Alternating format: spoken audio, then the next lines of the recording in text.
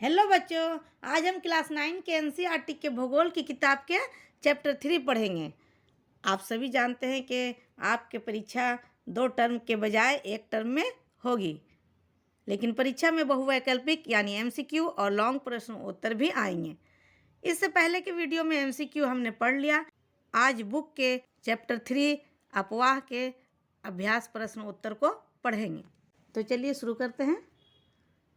प्रश्न 1, जल विभाजक का क्या अर्थ है? एक उदाहरण दीजिए। उत्तर, कोई भी उच्च भूमि जैसे पर्वत, पहाड़ी जो 2 पड़ोसी अपवाह द्रोणी यानी नदियों को अलग करता है उसे जल विभाजक कहा जाता है। उदाहरण, सिंधु और गंगा नदी तंत्र का जल विभाजक अंबाला है जो दोनों नदियों को एक दूसरे से अलग करती है। अब अगला प्रश्न, भारत में सबसे विशाल नदी द्रोणी कौन सी है? इसका उत्तर हो जाएगा, भारत की सबसे बड़ी नदी द्रोणी गंगा है। इसकी लंबाई 2500 किलोमीटर से अधिक है। गंगा नदी की लंबाई 2525 किलोमीटर है। अगर आपका ऑप्शन में 2525 किलोमीटर आता है तो ये भी सही हो जाएगा, और 2500 किलोमीटर से अधिक ऑप्शन में है तो ये भी ऑप्शन सही होगा। अगला प्रश्न, सिंधु एवं गंगा नदियाँ कहाँ से निकलती हैं? उत्तर, सिंधु नदी तिब्बत में मानसरोवर झील के पास से निकलती है, और गंगा नदी की मुख्यधारा गंगोत्री हिमानी से निकलती है जो हिमालय के दक्षिण में स्थित है। अगला प्रश्न, गंगा की 2 मुख्य धाराओं के नाम लिखिए। यह कहाँ पर एक दूसरे से मिलकर गंगा नदी का निर्माण करती हैं? इसका उत्तर, गंगा की 2 मुख्य धाराएं भगीरथ और अलकनंदा हैं। यह उत्तराखंड के देवप्रयाग नामक स्थान पर एक दूसरे से मिलकर गंगा नदी का निर्माण करती हैं। चलिए अब प्रश्न 5 को देखते हैं। लंबी धारा होने के बावजूद तिब्बत के क्षेत्रों में ब्रह्मपुत्र में कम गाद यानी कम सिल्ट क्यों है? उत्तर,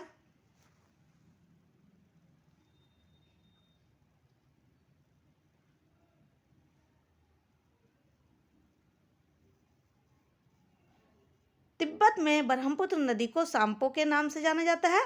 यहाँ पर इसे बहुत कम पानी प्राप्त होता है, इसलिए तिब्बत के क्षेत्रों में कम गाद यानी सिल्ट पाई जाती है। इसके विपरीत जब यह नदी भारत में प्रवेश करती है तो यह ऐसे क्षेत्रों से गुजरती है जहाँ बहुत अधिक बारिश होती है।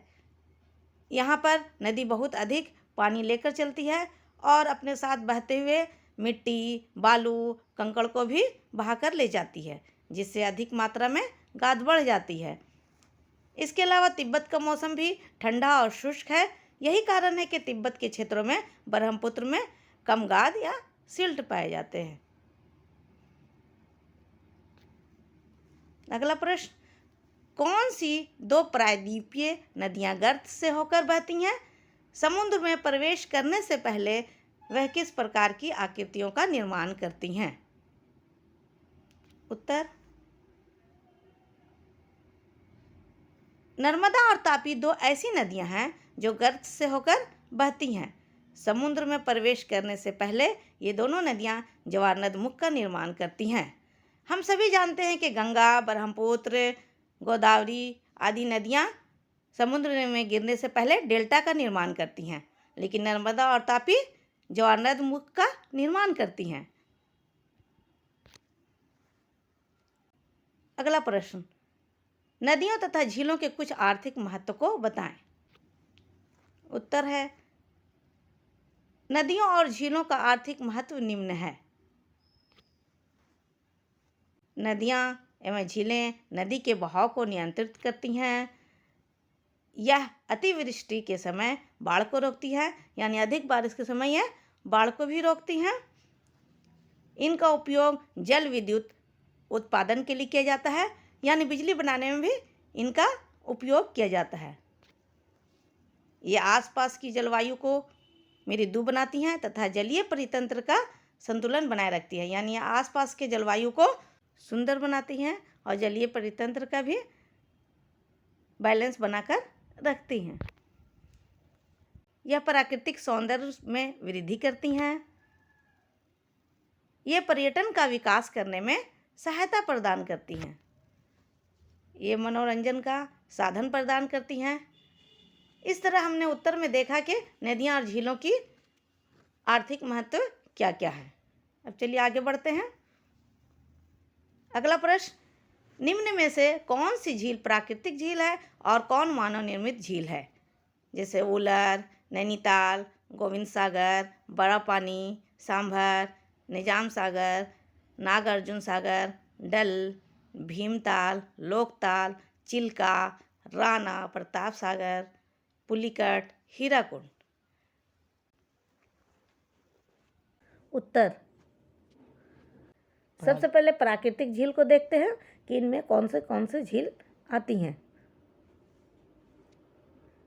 उलर झील, डल झील, नैनीताल झील, भीमताल झील, लोकताल, चिल्का झील, सांभर झील और पुलिकट झील, ये सभी प्राकृतिक झीलें हैं।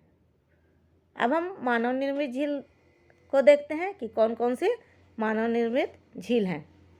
इसमें सबसे पहला है गोविंद सागर, राणा प्रताप सागर, निजाम सागर, नागार्जुन सागर, हीराकुंड और बड़ा पानी। ये सभी मानव निर्मित झील हैं, यानी मानव द्वारा बनाई गई हैं। अब अगला प्रश्न को देखते हैं। नागार्जुन नदी परियोजना किस नदी पर है? नागार्जुन सागर नदी परियोजना कृष्णा नदी पर स्थित है। अगला प्रश्न, भारत की सबसे लंबी नदी कौन है? ये सवाल बिल्कुल आसान है। इस प्रश्न का उत्तर होगा भारत की सबसे लंबी नदी गंगा है।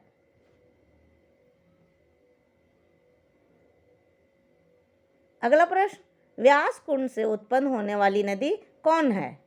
उत्तर होगा इसका व्यास कुंड से उत्पन्न होने वाली नदी व्यास है। अब अगला प्रश्न को देखते हैं। मध्य प्रदेश के बैतूल जिले से उत्पन्न होकर पश्चिम की ओर बहने वाली नदी कौन सी है? उत्तर, मध्य प्रदेश के बैतूल जिले से उत्पन्न होकर पश्चिम की ओर बहने वाली नदी तापी है। अगला प्रश्न, पश्चिम बंगाल का शोक किस नदी को कहा जाता है?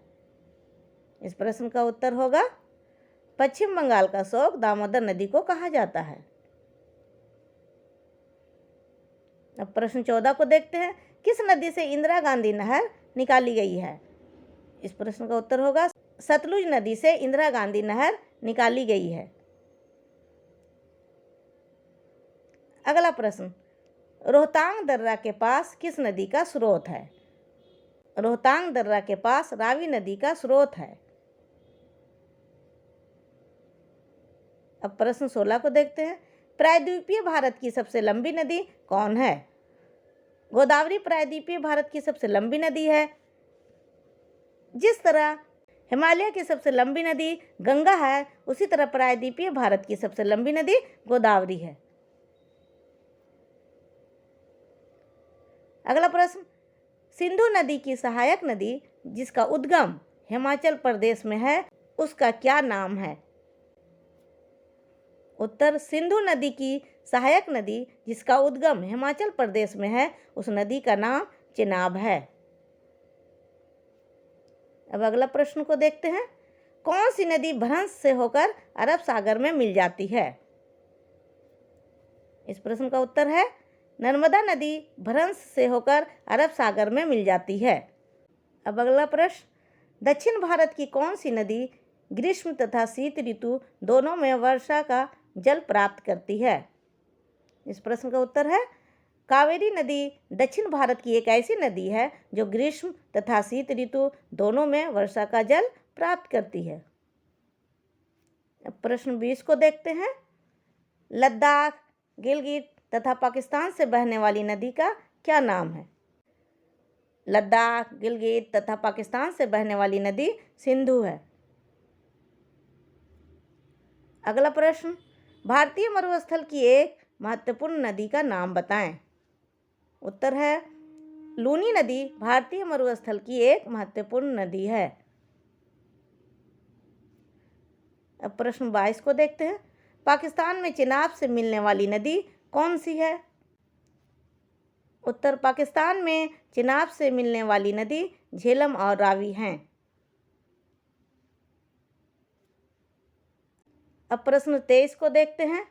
यमुनोत्री हिमानी से निकलने वाली नदी का क्या नाम है? उत्तर, यमुना नदी यमुनोत्री हिमानी से निकलती है।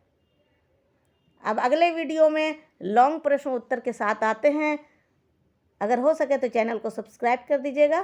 Thank you.